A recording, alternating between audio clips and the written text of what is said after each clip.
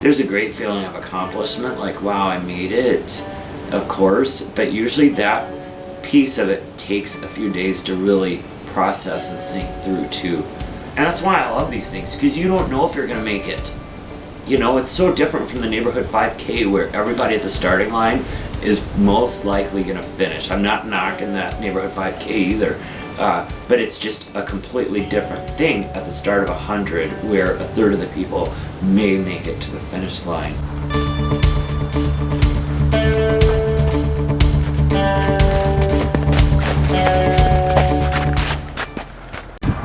Piece of my recovery, it's not something I depend on for my recovery. When I say recovery, I mean recovery from alcohol and drug abuse, or addiction rather. Running can't be the answer to my recovery, because I'm gonna get injured, I'm gonna get hurt. The running might not always be there, but it is good therapy.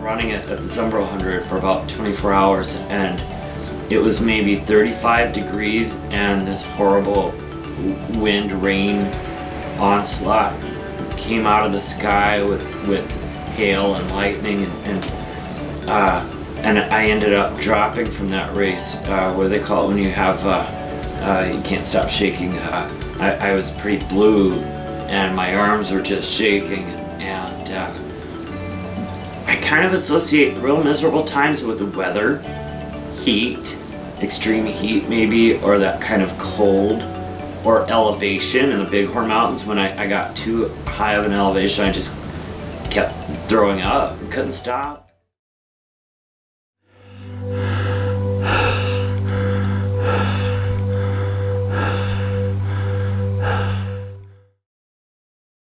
When you're finished, immediately after finish, you feel like you're in a bubble. Probably has to do with the sleep deprivation piece. It feels weird talking to people and so on, you know.